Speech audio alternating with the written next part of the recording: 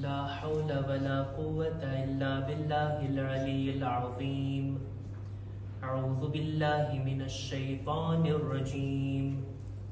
بسم الله الرحمن الرحيم. الحمد لله الذي جعل الحمد مفتاحا لذكره وسببا للمزيد من فضله ودليلا على آلائه وعظمته. ثم الصلاة والسلام والتحية والإكرام على خير خلقه وأفضل بريته حافظ سره ومبلغ رسالاته الذي سمي في السماء بأحمد وفي الأرض بأبي القاسم محمد. اللهم صل على وعلى أهل بيته الطيبين الطاهرين المعصومين المظلومين ولعنة الله على أعدائهم أجمعين. أما بعد فقد قال الله سبحانه وتعالى في كتابه الكريم. بسم الله الرحمن الرحيم. إنما المؤمنون الذين إذا ذكر الله وجلت قلوبهم وإذا تليت عليهم آياته زادتهم إيمانا وعلى ربهم يتوكلون. صلوات بر محمد وآل محمد. اللهم صل على محمد. शब जुमा खुदावंद आलमनी इबादत करवानी आ शब खुदानी बारगाहમાં તૌબા અને મગફિરતની માંગણી કરવાની આ રાત કે જેની અંદર આપણી દુઆઓ કબૂલ થાય છે, આ રાત કે જેની અંદર આપણી ઇબાદતનો સવાબ વધી જાય છે, આ રાત કે જે મરહુમોને યાદ કરવાની રાત. આ શબે જુમાની અંદર ખુદાએ આપણને તૌફીક અતા કરી કે આપણે ઇમામ બારગાહમાં આવી અને નમાઝે જમાઅત, દુઆએ કુમાઈલ, તિલાવત અને સાથોસાથ આપણે ફર્શે અઝા પર બેઠા છીએ ઇમામે હુસૈનની યાદ મનાવવાની બરકતની સાથે કુરાન અને હદીસનો પૈગામ મેળવવા માટે. કુરાન મજીદની સૂરે અનફાલની બીજા નંબરની આયતની મેં તિલાવત કરી. ખુદાવંદ આલમીની અંદર મુઅમિનીનનું બયાન કરે છે કે મુઅમિન કોણ હોય, મુઅમિનની સિફાત શું હોય, કેવા લોકો જેને મુઅમિન ગણી શકાય. આ આયત, એના પછીની આયત મુઅમિનીનનું વર્ણન છે. મારે જે બયાન કરવું છે તે આ કે આ આયતમાં ખુદાવંદ આલમ મુઅમિનીનના બારામાં ફરમાવે છે કે ઇન્નમલ મુઅમિનૂન, બેશક મુઅમિન ફકત ઈ લોકો છે કે ઇઝા ઝુકિર અલ્લાહ વજલત કુલુબુહુમ, જ્યારે અલ્લાહને યાદ કરવામાં આવે એમની સામે, ખુદાનું નામ જ્યારે સાંભળે તો એમનું દિલ હલી જાય, એમના દિલમાં એક રોબ અને એક ડર અને ખૌફ પેદા થાય. કોઈ એક બુઝુર્ગ શખ્સિયતની સામે એના હુઝુરમાં આપણે બેઠા હોય, આપણે કેટલા સાવચેતીની સાથે બેઠા હશું કે એવું ના થાય આપણી કોઈ હરકત, આપણા કોઈ શબ્દો, આપણું કોઈ વર્તાવ એની શાનમાં ગુસ્તાખી લેખાઈ જાય. જરાક ડરીને, ખૌફથી, એક રોબ અને હૈબતની સાથે ઇન્સાન બેઠો હોય ને, ખુદાનું નામ આવતાની સાથે જ મુઅમિન ઈ છે કે જેમનું દિલ આ વાત ઉપર ખૌફનાક થઈ જાય કે એવું ના બને કે ખુદાની ઇબાદતનો હક અદા કરવામાં મારાથી કઈ કોતાહી થઈ જાય, ખુદાની બારગાહમાં મારાથી કોઈ માસિયત થઈ જાય, ખુદાની નિዕમતનો શુક્ર અદા કરવાના બદલે એનો દુરુપયોગ થઈ જાય. આ રીતની એક અહેસાસ એમના દિલમાં પેદા થાય. આ પહેલી સિફત. બીજી સિફત મુઅમિનીનની કે વઇઝા તુલિયત અલૈહિમ આયાતુહુ ઝાદતહુમ ઈમાના. મુઅમિન ઈ છે એમની સામે જ્યારે અલ્લાહની આયતોની તિલાવત થાય ને તો એમનું ઈમાન વધવા લાગે, એના ઈમાનમાં તરક્કી થાય. એના ઈમાનમાં વધારો થાય. વઅલા રબ્બિહિમ યતવક્કલુન, અને મુઅમિન એ છે કે જે ફક્ત ખુદા ઉપર ભરોસો રાખતા હોય, ખુદા ઉપર તવક્કુલ રાખતા હોય. મુઅમિનીનની આ સિફાત આ આયતમાં બયાન થઈ. હજી આના પછીની આયતોમાં પણ મુઅમિનીનનું બયાન છે. હું અહીંયા જ વાતને રોકી અને જે ટોપિક ઉપર, જે જુમલા ઉપર મારી વાતને બયાન કરવી છે એ આ જુમલો છે. ખુદા કહે છે સાચા ખરા મુઅમિન ઈ છે કે જેમનું ઈમાન વધે છે. અલ્લાહની આયતોની તિલાવત સાંભળી એમનું ઈમાન વધે છે, ઈમાનમાં તરક્કી થાય છે, ઈમાનમાં આગળ વધતા રહે છે. ખરેખર મુઅમિનને જોઈએ કે દરરોજ એવું કંઈ કરે કે ઈમાન તો મહેફૂઝ રહે, બલકે એમાં વધારો થાય, એની અંદર તરક્કી થાય. ઈમાનના પણ દરજા છે ને. આપણે બધા મુઅમિન છીએ. દુનિયામાં કેટલા બધા મુઅમિન છે. બધા મુઅમિન એક સરખા થોડી છે. બધાના ઈમાનનો દરજ્જો એક સરખો થોડી છે. બધાના દરજા અલગ અલગ છે ને. બધાના ઈમાનના લેવલ અલગ અલગ છે. બધા એક સરખા હોત, બધા મુઅમિનીન એક સરખા હોત, તો બધા લોકો અલ્લાહની ઇબાદત કરવામાં સૌથી આગળ હોત, ગુનાહથી બચવામાં સૌથી વધારે પરહેઝગાર હોત.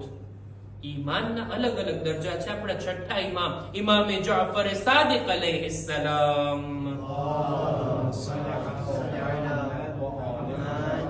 પોતાના એક સહાબીને ફરમાવે છે. સહાબીનું નામ છે અબ્દુલ અઝીઝ કરાતીસી. ઇમામ એને કહે છે કે ઈમાનના 10 દરજા છે. ઈમાનના એક પછી એક 10 સ્ટેપ છે. નીચેથી શરૂ થાય. અમુક લોકો હજી પહેલા દરજા સુધી જ પહોંચ્યા હોય, પહેલા લેવલ સુધી. એમનું ઈમાન વધે, મજબૂત થાય, સ્ટ્રોંગ થાય એટલે પહોંચે બીજા દરજા સુધી, પછી ત્રીજા દરજા સુધી, અને આ જ રીતના ઈમાન વધતું જાય. ઈમાનના 10 દરજા છે, અને આ 10મા દરજે પહોંચી જાય એનું ઈમાન પછી કામિલ, એનું ઈમાન પછી મજબૂત. ઇમામ આ હદીસમાં એ ફરમાવે છે, ઈ કહેવા માંગે છે કે ભાઈ બધા મુઅમિનના દરજા અલગ અલગ છે. જેનો દરજો ઊંચો હોય ને ઈ પોતાના કરતા ઊંચા ઈમાન વાળાને હલકો ના લેખે. ખુદાએ જો મારા દિલમાં ઈમાન આપ્યું, મારું ઈમાન સ્ટ્રોંગ છે, મજબૂત છે, બીજાને હું જોઉં કે એનું ઈમાન નબળું છે, એના દિલમાં દીન પ્રત્યે, ખુદા પ્રત્યે, ખુદાના રસૂલ વિશે એનું ઈમાન કમજોર છે, મારી જવાબદારી છે કે હું એને હલકો ના લેખું, એને બેઈમાન ના ગણું, બલકે એની સાથે એવો મોહબ્બત ભર્યો વર્તાવ કરું કે એનું લેવલ પણ ઊંચું થાય અને મારા દરજા સુધી પહોંચી જાય. ઇમામ કહે છે જો તું તારા કરતા ઓછા ઈમાન વાળાને હલકો લેખીશ તો તારા કરતા વધારે ઈમાન વાળા તને હલકો લેખશે. ઈમાનના અલગ અલગ દરજા. ઇમામ ફરમાવે છે આગળ કે છે અમુક મુમિનીન એવા હોય કે જે એક પછી એક દરજાને હાસિલ કરતા કરતા બુલંદી ઉપર જાતા હોય. બીજો દરજો, ત્રીજો, ચોથો, પાંચમો. ફરમાવે છે કે જનાબે મિકદાદ રસૂલ ખુદાના સહાબી 8મા દરજાના ઈમાન સુધી પહોંચ્યા હતા. જનાબે અબુ ઝર ગફારી ઈમાનના 9મા દરજા સુધી પહોંચ્યા હતા. અને જનાબે સલમાન ફારસી એ તો 10મા દરજા સુધી પહોંચી ગયા હતા. 10 મરહલા એમણે તય કરી લીધા હતા. આટલા બુલંદ દરજા સુધી પહોંચવું આ છે મુમિનની જવાબદારી કે પોતાના ઈમાનને ડેવલપ કરતા જાય, ઈમાનને મહેફૂઝ રાખતા જાય. અને દેખીતી વાત છે જ્યારે ઈમાન આવે તો ભલા બની શકે છે કે અમલે સાલેહ સાથે ના હોય. ઈમાન જો દિલમાં છે તો પછી અમલ એના આઝાઓ જવારેહના બદનથી જાહેર થવું જોઈએ. અમલ જેટલો સ્ટ્રોંગ અને મજબૂત, અમલ જેટલો ખાલિસ, એટલું જ એનું ઈમાન મુસ્તહકમ અને મજબૂત હશે. આ ઈમાન અને અમલની વાત. આપણે આ 8 દરજા, 9 દરજા, 10 દરજા ગણાવ્યા ને. 9મા દરજા ઉપર રસૂલે ખુદાના એક સહાબી છે જનાબે અબુ ઝર ગફારી. જનાબે અબુ ઝર ખરેખર એવા અઝીમ સહાબી છે, એવા મજબૂત ઈમાન વાળા સહાબી છે કે જેમની જિંદગીના બારામાં ઘણી બધી વાતો આપણને કિતાબોમાં મળે છે. એક વખત તૌફીક થઈ હતી કે જનાબે અબુ ઝરને રસૂલે ખુદાએ જે હદીસ બયાન કરી, ખાલી એકલા અબુ ઝર માટે રસૂલે ખુદાએ એક લાંબી હદીસ બયાન ફરમાવ્યા છે. 50 થી વધારે જુમલા, એક એક જુમલામાં નામ લઈ લઈને, એ અબુ ઝર આમ કર, એ અબુ ઝર આમ કર, એનું નામ લઈ લઈને 50 થી વધારે જુમલા રસૂલે ખુદાએ ફરમાવ્યા. એક ફેર તૌફીક થઈ હતી કે આ બધી વાતોને, આ બધા જુમલાઓને ધીમે ધીમે કરીને એક દર્સની અંદર બયાન કરું. જનાબે અબુ ઝર એમની જિંદગીના બારામાં અનેક વાકયાત, અહેલે બૈતની સાથે કેટલા એમના મજબૂત સંબંધ હતા, અહેલે બૈત એમને પોતાના લેખતા હતા, પોતાના જાણતા હતા, અને ખાસ દરજ્જો હતો અહેલે બૈતની નજરમાં જનાબે અબુ ઝરનો. મારે જે બયાન કરવું છે ને આજે તે આ, એક માણસે જનાબે અબુ ઝરથી 4 સવાલ કર્યા. એ અબા ઝર, તમે તો અહેલે બૈતની ખિદમતમાં રહેલા રસૂલે ખુદાના નેક સહાબી છો, અમને આ 4 સવાલના જવાબ આપો. સૌથી પહેલો સવાલ જનાબે અબુ ઝરથી આ રીતના કરવામાં આવ્યો કે એ અબુ ઝર, શા માટે મોત અમને અણગમતી લાગે છે? મોત અમારી નજરમાં એક પસંદ આવે એવી ચીજ નથી.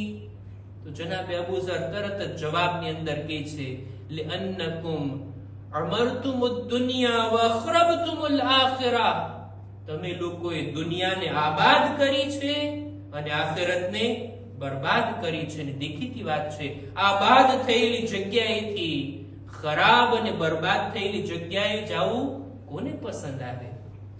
બીજો સવાલ, એ અબુ ઝર અમને બતાવો જોઈ કે ખુદાની બારગાહમાં અમને કેવી રીતના પેશ કરવામાં આવશે. મર્યા પછી બધા જાય છે ને ખુદાની ખિદમતમાં, ખુદાની બારગાહમાં. અમને જ્યારે લઈ જવામાં આવશે ખુદાની બારગાહમાં, કેવી હાલતની અંદર, કઈ રીતના? ત્યારે જનાબે અબુ ઝર જવાબ આપે છે કે અમ્મલ મુહસિનુ મિનકુમ ફકમા કમલ ગાઇબુ યકદમુ અલા અહલી. નેક ઇન્સાન, પરહેઝગાર, મુત્તકી, સારો અને ભલો ઇન્સાન જ્યારે દુનિયાથી જાય છે ને, એવી રીતના ખુદાની બારગાહમાં એને લઈ જવામાં આવે.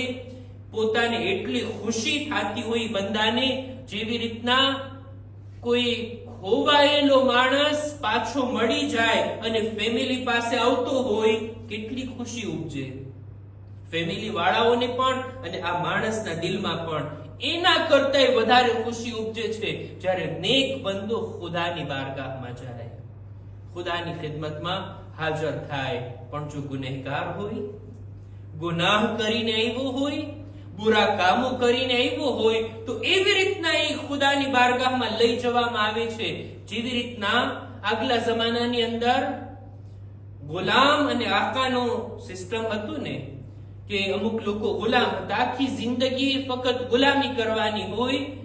ક્યારેક ક્યારેક કોઈ ગુલામ ભાગી જતા, ફરાર કરી જતા, અને પછી એને ગોતવામાં આવતા. જ્યારે મળી જાય પછી એને પકડીને લાવવામાં આવે.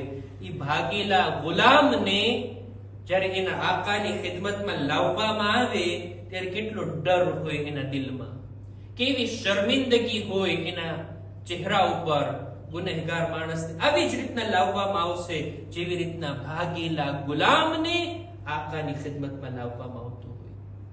ત્રીજો સવાલ જનાબે અબુ ઝરથી કે એ અબુ ઝર, અમને બતાવો જોઈ કે ખુદાની બારગાહમાં જ્યારે અમને પેશ કરવામાં આવશે ત્યારે અમને કેમ ખબર પડી કે અમે નેક છીએ કે ખરાબ બુરા છીએ? અમારી હાલત કેવી હશે? કઈ રીતના અમે ખુદાના હુઝુરમાં હશું? ખુદાની બારગાહમાં પેશ થયા બાદ પછી શું? એટલે જનાબે અબુ ઝર કહે છે, કુરાન મજીદની આયતને જોઈ લો. ખુદાવંદ આલમ કહે છે, ઇન્નલ અબરારા લફી નઈમ વ ઇન્નલ ફુજ્જારા લફી જહીમ. દુનિયામાં જેવા કામો કર્યા હશે ને, ખુદાની બારગાહમાં હાજર થાશો, હાજર થયા બાદ જો નેક હશો ને તો ખુદા કુરાનમાં કહે છે નેક લોકોની જગ્યા જન્નતની નિમતોમાં છે અને બુરા લોકોની જગ્યા જહન્નમના ખાડામાં છે. પછી શું થવાનું છે એ આપણા અમાલ ઉપર આધાર રાખે છે. ખુદાની બારગાહમાં પેશ થવાની હાલત, પેશ થયા બાદ, હિસાબ બાદ આપણું ઠેકાણું, આ બંનેની વાત જનાબે અબૂઝર આ બીજા અને ત્રીજા સવાલમાં કર્યા.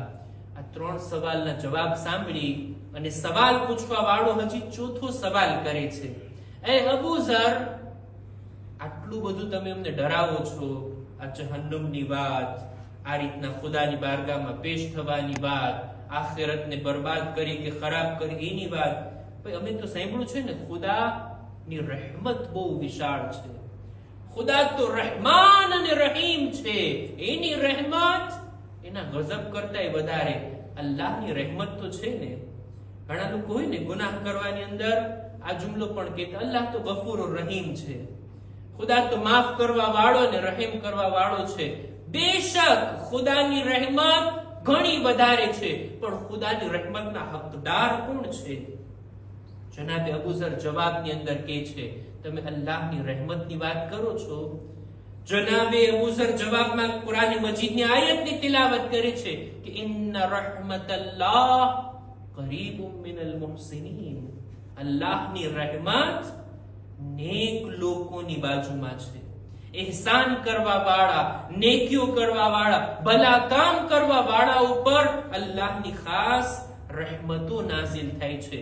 ફક્ત અલ્લાહની રહેમતનો ભરોસો કરી અને ઇન્સાન જે તે કામો કરવા લાગી જાય એ બરાબર નથી. અલ્લાહની રહેમતના હકદાર પહેલા બનવાનું, જેથી અલ્લાહની રહેમત આપણા ઉપર નાઝિલ થાય. સલવાત પર મુહમ્મદ વ આલે મુહમ્મદ.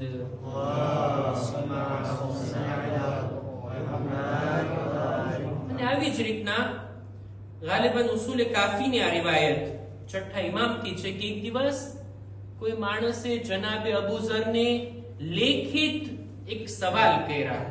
જો જનાબે અબૂઝર ની હસ્તીનું નામ છે કે જેમણે અહેલે બેત પાસેથી ઇલ્મ હાસિલ કર્યું. અહેલે બેતની નજરમાં એમનો મર્તબો અને માન હતું, એટલે જ લોકો અબૂઝરથી કઈ વાતને પૂછતા. એક વખત કોઈ લખે છે જનાબે અબૂઝરને કે એ અબૂઝર, તમારી પાસે તો કેટલું ઇલ્મ છે, કેટલી ઇલ્મી વાતો તમારી પાસે છે, અમને થોડીક ઇલ્મી વાતો તમે લખીને મોકલો. એટલે જનાબે અબૂઝરે વિચાર કર્યો કે ઇલ્મી વાતો લખવા બેસીશ તો કેટલા પાના ભરાશે, કેટલો લાંબો લેટર અને કેટલો લાંબો જવાબ મારે આપવો પડશે. એટલે જનાબે અબૂઝર એક શિખામણ, એક ભલામણ કરીને વાતને પૂરી કરે છે કે વલ ઇલ્મુ કસીર, ઇલ્મી વાત બહુ વધારે છે. ઇલ્મી વાતની પાછળ તું છો એના કરતા મહત્વની વાત હું તને કહું, અને તે આ કે જો તારાથી બની શકે ને તો જેનાથી તું મોહબ્બત કરે છે એની સાથે બુરો વર્તાવ ના કર. આટલું લખી અને મોકલી દીધા. જુમલો શું હતો ફરી પાછા તવજ્જો આપીએ. જનાબે અબૂઝર કહે છે તારાથી બની શકે ને તો આમ કર, જેનાથી તું મોહબ્બત કરે છે ને એની સાથે બુરો વર્તાવ ના કર. એટલે જેને જવાબ મળ્યો એને તરત પાછું લખ્યું કે હે અબૂઝર, બની શકે એવું કે કોઈથી આપણે મોહબ્બત કરતા હોય એની સાથે બુરાઈ કરીએ, એની સાથે બુરો વર્તાવ કરીએ? એવું તો બની જ ના શકે. તમે કેવા શું માંગો છો? ત્યારે જનાબે અબૂઝરે ફરી પાછી ચોખવટ કરી કે હા, ક્યારેક એવું બનતું હોય જિંદગીમાં કે જેને આપણે ચાહીએ છીએ, જેનાથી મોહબ્બત કરીએ છીએ એની સાથે જ આપણે બુરો વર્તાવ કરતા હોય. દાખલા તરીકે આપણો નફ્સ, આપણી જાન. આપણી જાન આપણને બધી ચીજો કરતા વાલી છે કે નહીં? માલ વધારે તમને વાલો છે કે તમારી જાન? દેખીતી વાત છે, જાન. આપણી બીજી બધી ચીજો કરતા આપણી જાન આપણને વધારે પ્યારી હોય. આપણા દોસ્તો, આપણા ઓળખીતા, આપણા આડોશી પાડોશી બધા કરતા ખુદ આપણે આપણી જાનને વધારે ચાહતા હોય. જનાબે અબૂઝર કે છું ઈ જ કહેવા માંગુ છું. તારી જાન, તારા નફ્સ કે જેને તું વધારે ચાહે છે એની સાથે તું બુરાઈ ના કર, એની સાથે બુરો વર્તાવ ના કર. જ્યારે તું ગુનાહ કરે છે ને તો આ તારી આ પ્યારી જાન, તારા આ પ્યારા નફ્સ ઉપર તું જુલ્મ કરે છે. અને આ રીતના તું ખુદ પોતાનું નુકસાન કરી બેઠે છે જ્યારે અલ્લાહની નાફરમાની કરે છે. કેવી હિકમત ભરી વાત! જ્યારે ઇન્સાન વિચાર કરે, હું જો ગુનાહ કરું ને, હું જો બુરા કામ કરું ને, ખુદાની નાફરમાની કરું, એમાં ખુદાને કોઈ જાતની ખોટ નથી. હત્તા બીજા ઉપર હું જુલ્મ કરું ને, બીજાઓને જેટલું નુકસાન થાય એના કરતા વધારે નુકસાન હું મારી પોતાની જાતનું કરું છું. દુનિયાની અંદર પણ અને આખિરતની અંદર પણ. દુઆએ કુમૈલમાં આપણે હમણાં એક જુમલો પડ્યા ને, વલમતો નફસી, એ ખુદા મેં મારા નફ્સ ઉપર જુલ્મ કર્યો છે. આ ગુનાહ શું છે? આ ગુનાહ શું છે? થોડીક લજ્જત માટે, થોડીક મજા માટે ઇન્સાન કેટલું પોતાની જાતને નુકસાન પહોંચાડે છે. ગુનાહ ઇન્સાનની રૂહ સાથે એવું જ કામ કરે છે જેવું કામ તલવાર, ખંજર અને છરી ઇન્સાનના બદનની સાથે કરે છે.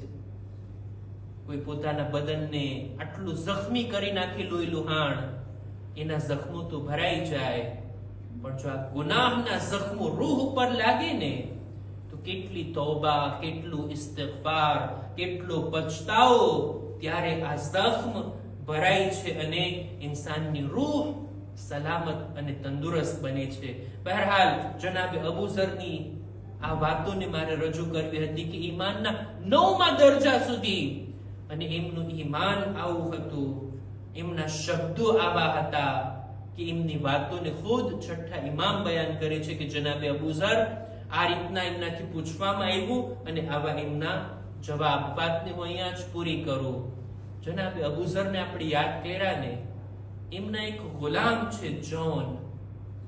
જનાબે અબુ ઝરની ગમનાક રહેલત તબઈદની અંદર, રબઝાની અંદર, મદીનાથી દૂર એમને મોકલી દેવામાં આવ્યા હતા. એકલામાં પોતે હતા અને ત્યાં તેમની વફાત થઈ. એમની વફાત બાદ એમનો આ ગુલામ અહેલે બૈતની ખિદમત કરવા આવી જાય છે. મૌલા અલીની સાથે હોય, ઇમામ હસન અલૈહિસ્સલામની સાથે, અને કરબલા સુધી આવી જાય છે. એમનો આ હબશી ગુલામ શબે આશુરના ઇમામ જ્યારે પોતાની તલવારને ટેકો દઈને બેઠા હતા ને, અને ઇમામજી કઈ બયાન કરી રહ્યા હતા ને, આ જોન બાજુમાં બેઠા હતા. યકીન થઈ ગયું કે આવતીકાલે શહાદતનો દિવસ. જ્યારે એક પછી એક ઇમામના અસહાબ, ઇમામના જાનિસાર સાથીઓ પોતાની કુરબાની આપી રહ્યા હતા ને, એ અરસામાં જોન પણ આવીને ઇમામની ખિદમતમાં અર્જ કરે છે, મૌલા શું મને પણ રજા છે કે હું મારી જાનને તમારા પર કુરબાન કરું?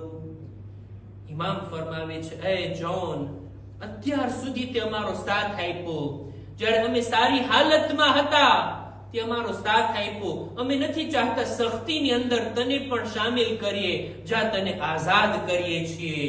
જોન આ મોકા ઉપર રડવા લાગે છે. ઇમામના હાથ અને પગને બોસા આપીને કહે છે, મૌલા ભલા બની શકે કે સારી હાલતમાં હું તમારી ખિદમત કરું અને મુશ્કેલ સમય તમારો સાથ છોડી દઉં? હરગિઝ નહીં મૌલા, હું તમારી સાથે રહીશ, હું તમારી બાજુમાં રહીશ. એ મૌલા, જો તમે મારી જાનનો નજરાનો કબૂલ કરો તો આ મારી સૌથી મોટી ખુશનસીબી હશે. ઇમામ ઇનકાર કરે છે. ઇમામ પેલા તો રજા નથી આપતા. જોનના દિલને ઓછું આવી ગયું, એનું દિલ ભરાઈ આવ્યું. મૌલા, જાણું છું તમે ખાનદાને બની હાશિમના એક ફર્દ છો, તમે બુઝુર્ગ ખાનદાનના, તમે રસૂલના નવાસા છો. ક્યાં તમારું પાક ખૂન અને ક્યાં મારા જેવા ગુલામનું ખૂન. એ મૌલા, મારી અંદર એટલા ઐબ છે કે હું તમારા ઉપર મારી જાનને કુરબાન નથી કરી શકતો. મૌલા, જાણું છું મારો ચહેરો કાળો છે, મારા બદનમાં બદબુ આવે છે. એ મૌલા, હું ઊંચા ખાનદાનનો નથી, શું એ લાયક પણ નથી કે મારી જાન તમારા પર ફિદા થાય? ઇમામે હુસૈન જ્યારે જોયા કે જૌનનું દિલ ભરાય એવું છે, એને રજા આપ્યા, મક્તલમાં જાય છે. 25 દુશ્મનોને વાસીલે જહન્નમ કર્યા બાદ આ જૌનની પણ શહાદત થઈ. ઇમામ એને દુઆ દીધા છે. ઇમામે હુસૈન એના હકમાં દુઆના જુમલા ફરમાવ્યા, અલ્લાહુમ્મા બય્યિદ વજહા, ખુદાયા જૌનના ચહેરાને નૂરાની કર, વતય્યબ રીહા, ખુદાયા એના બદનને ખુશ્બુદાર બનાવી દે, અને એ ખુદા જન્નતની અંદર એને અમારી સાથે દાખલ કરજે. આ દુઆ ઇમામની એવી કબૂલ થઈ. ચોથા ઇમામ ફરમાવે છે, બની અસદના લોકો જ્યારે જનાઝાઓને દફન કરી રહ્યા હતા, આ જૌનના બદનથી એવી ખુશ્બુ આવી રહી હતી, લોકો અજબ થઈ રહ્યા હતા, આ વળી કેવી ખુશ્બુ છે. ચોથા ઇમામ કહે છે, અમારા બાબાની દુઆનો અસર છે. એ જૌન, તમે કેટલા ખુશનસીબ, તમે તમારી જાનને ઇમામે હુસૈન પર કુરબાન કરી દીધા. ઇમામે હુસૈન એક શહીદના સરહાને આવ્યા હતા, આ જૌનના સરહાને પણ આવ્યા હતા, આ જૌનના માથાને પોતાના ઝાનુ પર રાખ્યા હતા. આ ઝાનુની કિંમત ઈ છે કે થોડી વાર બાદ આ ઝાનુ પર અલી અકબરનું માથું હશે, થોડી વાર બાદ આ ઝાનુ પર અબ્બાસનું સર હશે. હું અર્ઝ કરીશ, હે મૌલા, આટલા ગુલામની પણ તમે આટલી કદર કર્યા, એની કુરબાની પણ આટલી તમે કબૂલ કર્યા. એ આકા અને મૌલા, જ્યારે તમારો આખરી વખત આવ્યો, તમારું માથું ક્યાં હતું? તમે તો કત્લગાહમાં હતા. અજબ નહીં, મૌલા જવાબમાં કહે, મારી માં કત્લગાહમાં મારો ઇંતજાર કરી રહી હતી, એમના ગોદમાં મારું સર અને સિમરનનું ખંજર. અલા લઅનતુલ્લાહ અલલ કૌમિ ઝાલિમીન વસયઅલમુ અલ્લઝીના ઝલમુ અય્ય મુનકલબિન યનકલિબૂન. ઇન્ના લિલ્લાહ વ ઇન્ના ઇલૈહિ રાજિഊન. परवरदिगार हमारी आ मुख्तसर इबादत ने कबूल फरमा. खुदाया हमारा माँ बाप ना गुनाहों ने माफ कर. खुदाया हमारा ईमान ने मजबूत कर. अहले बैत की मोहब्बत ने हमारा दिलों में વધારે कर. खुदाया अमोने हमारी औलाद ने नेक कामों करवानी, गुनाहों थी बचवानी नेक तौफीक अता कर. दरेक मुमिनीन मुमिनात ની જાન માલ ઇઝ્ઝત આબરૂ ની હિફાજત ફરમા. जो बीमार છે શિફાએ કામિલા અતા કર. ખુદાયા हमारा मरहुमीन ની મગફિરત ફરમાવ. ज़माना इमामना ज़ुहूर में ताजील फरमा. हमारो शुमार इमना साथियों में कर. रब्बना तक़ब्बल मिन्ना इन्नका अंतस समीउल अलीम.